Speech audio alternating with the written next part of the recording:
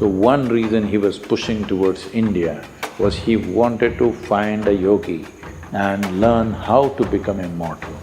And they told Alexander that we found the man, but he's not willing to come. But once he did one intelligent thing, that's the reason why we removed his third name.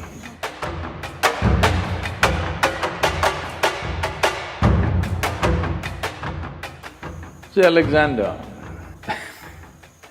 in our history textbooks, school textbooks, they said Alexander the Great. They only got the first name, the middle name, they missed out the last name. His name was Alexander the Great Idiot. But because it was too long, somebody left out the last name.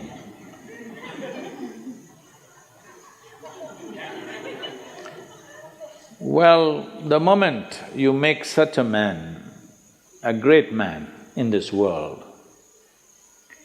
then in many ways you have just destroyed the future of humanity. Because from the age of 16, I think he died around 32 or 33, all he did was kill, kill and kill, without purpose. Going to new places and killing, going to new places and killing, saying, I have conquered this, I have conquered that. And he had gathered a band of young people from his native place who traveled with him to fight with him. Periodically, he executed one of them, just accusing them of something. You know, always somebody would be betraying a tyrant like that, and the tyrant is always fearful that somebody may plot against him. So, something they will discover and say, he did it, and a public execution of him will happen. He was very close to you, he traveled with you, everything, but you just kill him so that everybody else is in line. Periodically, he killed one of those people who are very close to him, just to set an example. This is the kind of man he is. He is death all the time, but he doesn't want to die. He wants everybody to die, but he doesn't want to die. So one reason he was pushing towards India was because between ancient India and Greece there has been lots of transaction in terms of mathematics, geometry, yoga. There is a linga in Delphi which is considered as the navel of the earth because it was consecrated as Manipura chakra. The Manipuraka is so powerfully established there, now it's been removed from its original place and it is sitting in the museum, but still bit cracked, but it's still little, badly skewed, I would say, but still so powerful after, I don't know, maybe 5,000, 5,200 years or so. So this transaction was continuous for many years historically. So obviously they heard of yogis and mystics of India. So he had heard there are yogis who are immortal. So one reason he was pushing towards India was he wanted to find a yogi and learn how to become immortal. So then when he came close, when he crossed, I think Hindu Kush mountains, he crossed, right?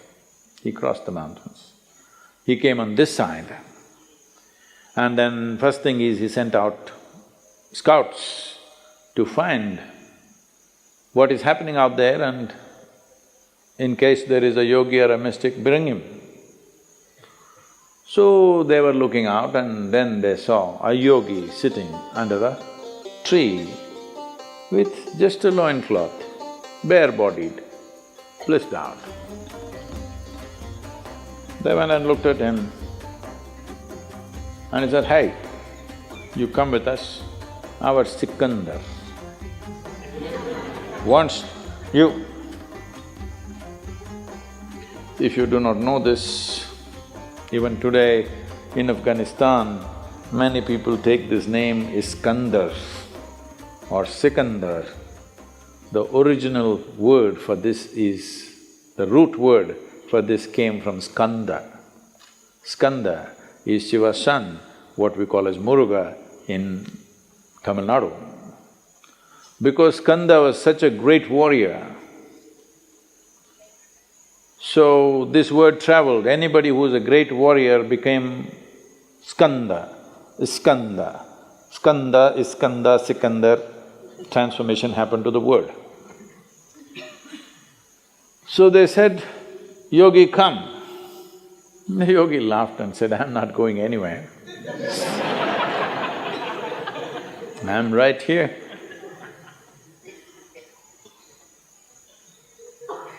Then they pulled out their swords. These are violent men. They don't think twice about taking off heads. It's not even something that, of any consequence to them. They can take away hundreds of heads in a day without any qualms about it. So, very violent men, they pulled out their swords and said, either you come or we'll take off your head. The yogi said, see, I am sitting here like this because everything that I have to do has been done. You want to take my head, you take it, but you will not get my wisdom or my intelligence. If you take my head, you can take it, you want. Then they looked at each other, that's all. See, they had never seen a man who not terrorized by the swords that they pull out, because they're not pulling out in bare, empty threat. They can take off heads, they're very good at it. They had never seen a man who's not terrorized, he's saying, okay, take my head. I thought, oh, this guy must be really immortal. If somebody says, okay, take my head, he must be immortal. Then they try to coax him, please come. He said, no, if he wants, let him come. He wants to know about immortality, let him come. Then they said, oh, he knows about it, so let's not damage him in any way. And they went back and they told Alexander that we found the man, but he's not willing to come. So he is not a home teacher, you have to go to him, he's a school. So he himself came. So Alexander sat on his horse and with great authority you spoke. It seems you know about immortality, I want to know about it. The yogi looked up at him and said, first get off that stupid horse. You sit on an animal which is less intelligent than you and suddenly you become like this. You see, I don't know. The moment people sit on a horse, somehow they think they're something. If you manage to ride an animal which is far more intelligent than you, then something. Huh? You ride a dumb four-legged animal, poor thing doesn't like to carry you, but what to do?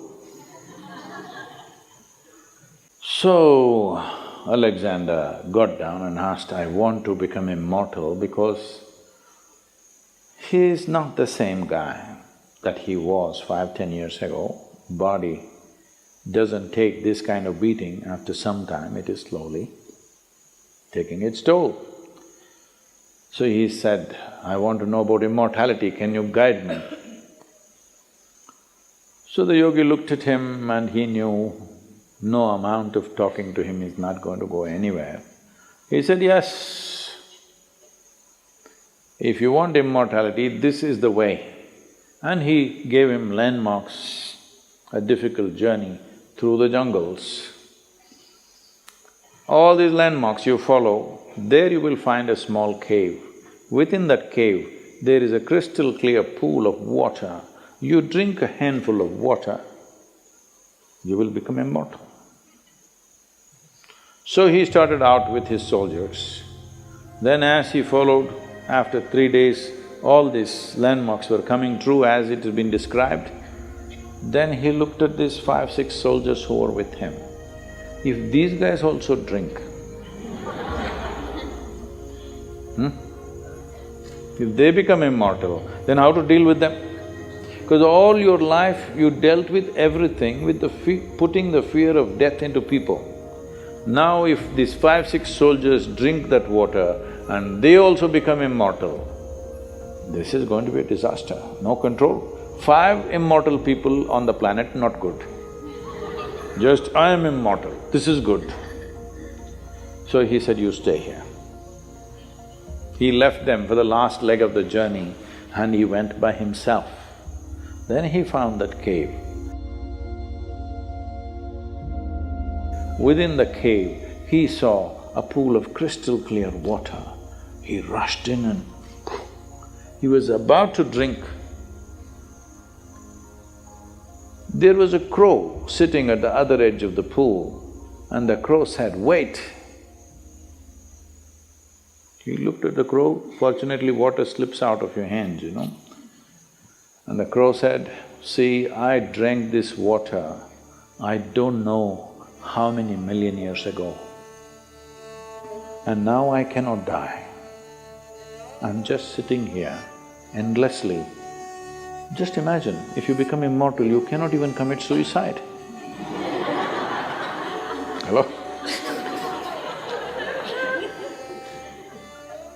I want you to just imagine, this is the worst thing that can happen to you, that you cannot die one day. No relief. I'm sitting here for millions of years, there is nothing I can do. I have seen through generations of my clan, I'm not interested in anything right now, but I cannot die. Do you want my fate? He just sat there looking at the pool of water and the crow. For once he did one intelligent thing, that's the reason why we removed his third name. He walked away without drinking that. And how fortunate are we that he is not anymore here.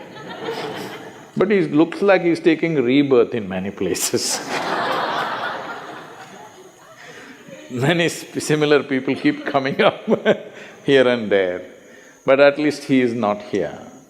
We must learn, understand and live knowing that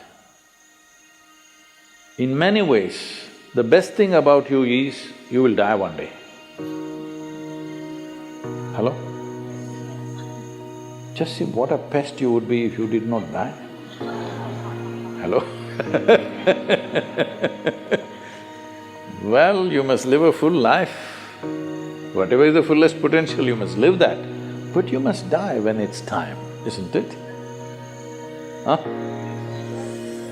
So, if you say death is negative, then what is positive?